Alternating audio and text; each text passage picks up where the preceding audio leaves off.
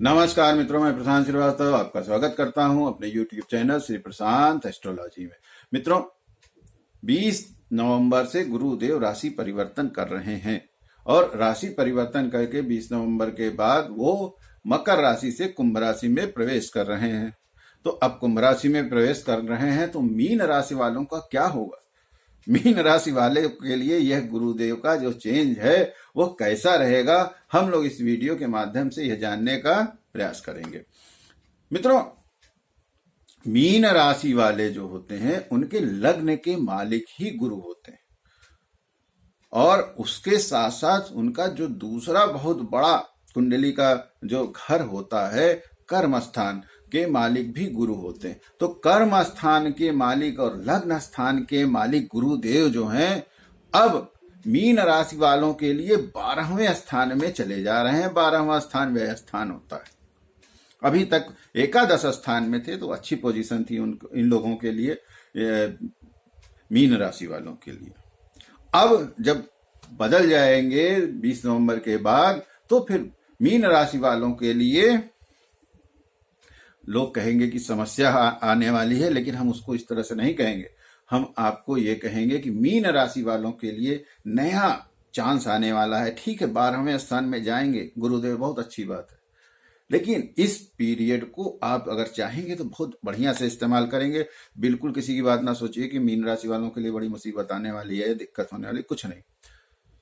12वें स्थान में जैसे ही जाएंगे 20 नवंबर के बाद मित्रों, आपको बाहर के स्थानों से धन लाभ कराएंगे, हर तरह का लाभ कराएंगे। आपको जो आपके प्रयास हैं, देखिए हम लोगों को कुंडली हम लोग इसलिए देखते हैं, ग्रह स्थिति इसीलिए देखते हैं कि उसके हिसाब से चलना पड़ता है।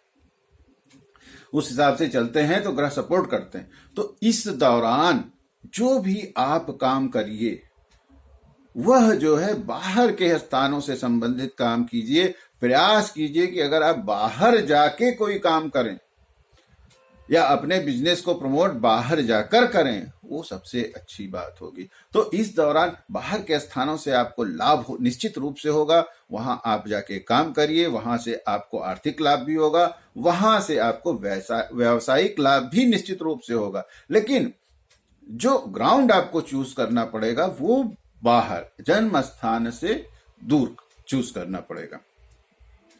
और अगर आप जन्म स्थान से ऑलरेडी दूर हैं फिर कोई बात ही नहीं।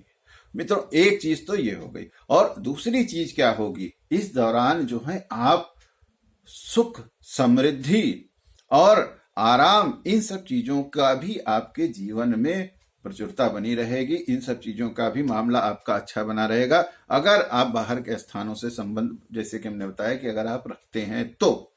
इसी के साथ साथ मित्रों, इस दौरान एक चीज जो हम आपको अब यहाँ ग्रहों के हिसाब से बताएंगे कि आपको नहीं करनी है, वह चीज होगी आलस। इस दौरान आप जो है आलस के चक्कर में पड़ सकते हैं, और आलस के चक्कर में पड़ेंगे तो फिर आप अपने लिए समस्याएं खड़ी करेंगे और आलस के चक्कर में निश्चित रूप से आप पड़ सकते हैं। तो आलस इस समय आपको छोड़ देना है। आलस छोड़ के आप खड़े हो जाइए। देखिए आपका मामला जो है बहुत अच्छा हो जाएगा। यह पीरियड आपको बहुत अच्छे से लाभ दे सकता है। ठीक, दूसरी चीज क्या होगी, इस दौरान आप अपने जो भी कानूनी कोई विवाद है, कोई कानूनी पचड़ा है, इस तरह की जो चीजें हैं, उन सारी चीजों को निपटा लीजिए। उनको निपटाने के लिए बहुत अच्छा समय है। और ऐसा नहीं है कि अगर आप नहीं निपटाएंगे तो, लेकिन इस दौरान वो चीजें हो सकता है खुल भी जाएं।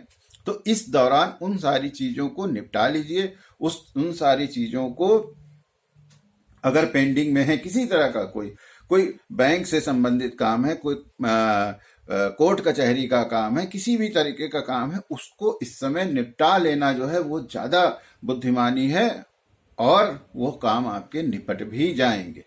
मित्रों, इस दौरान आपको अपने स्वास्थ्य को लेकर थोड़ा सा ध्यान देना पड़ेगा, अलर्ट रहना पड़ेगा कि किसी भी तरह की जो भी आपकी, अगर किसी तरह की कोई डिजीज आपको ऑलरेडी है, चल रही है, तो थोड़ा सा उसके लिए ध्यान दीजिएगा। टेस्ट वगैरह जो भी होते हैं उसको आपको करा लेना होगा समय समय पे, जिससे कि वो जो चीज है आपको ज्यादा दिक्कत ना देने पाए।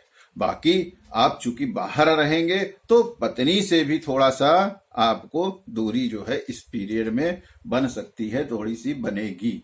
तो वहां पे इस फ्रंट में भी आपको थोड़ा सा पत्नी से अपने तारतम्य में बिठाना पड़ेगा, क्योंकि पत्नी से आपको दूर रहना पड़ सकता है इस समय। दूसरी चीज मित्रों, इस समय आपको बच्चों से भी थोड़ा सा दूर रहना पड़ सकता है, तो इसलिए बच्चों को भी थोड़ा सा आप जो है जब भी मिलिए उनसे या जब भी वो रहिए तो उनको ज्यादा ध्यान दीजिए, जिससे कि उनकी जो पढ़ाई लिखाई है सारी चीजें हैं वो सुचारू रूप से चल सकें। इसी के साथ साथ मित्रों, इस दौरान आपको छोटे मोटी समस्याएं या छोटे मोटे जो चोट चपेट है इनसे भी सावधान रहना पड़ेगा, क्योंकि आप बार बार मूवमेंट करेंगे, बाहर निकलेंगे तो हो सकता है कि कुछ छोटी मोटी समस्याएं आ जाएं, तो उससे थोड़ा सा सावधान होके चलने वाले समय है इस समय। हाँ, एक चीज ये है कि जो भी आप इस समय अर्निंग करेंगे उसको इन्वेस्ट अभी मत करिएगा। अगर इन्वेस्ट आप कर देंगे तो हो सकता है कि वो पैसा आपका डूब जाए, आपको पैसे का नुकसान हो जाए। और दूसरी चीज ये होगी कि आप इस समय अगर सट्टा वगैरह या इस तरह के रिस्क लेते हैं, लॉटरी वगैरह का काम करते हैं, तो वहां पे थोड़ा सा अपने आप को कंट्रोल करके चलना होगा, नहीं तो उसमें भी आपका थोड़ा सा नुकसान हो सकता है। अभी फिलहाल उस चीज को अगर आप टाल सकते हो तो टाल दीजिए, वो आपके लिए ज्यादा अच्छा होगा। मित्रों, इस समय आपको आध्यात्मिकता की ओर थोड़ा सा हो सकता है आपका मन डाइवर्ट हो जाए, थोड़ा सा आप आध्यात्मिक हो जाएं। इसी के साथ साथ मित्रों, हो सकता है इस दौरान आपकी किसी से नए व्यक्ति से मुलाकात हो। नए व्यक्ति का मतलब यहाँ पे अपोजिट सेक्स के आदमी से है। अगर आप महिला हैं तो किसी पुरुष से, या कोई पुरुष हैं आप तो महिला से, इस तरह की कोई मुलाकात हो जाए। हो सकता है कि उनसे आपके अच्छे संबंध भी बन जाए, अच्छी दोस्ती भी हो जाए।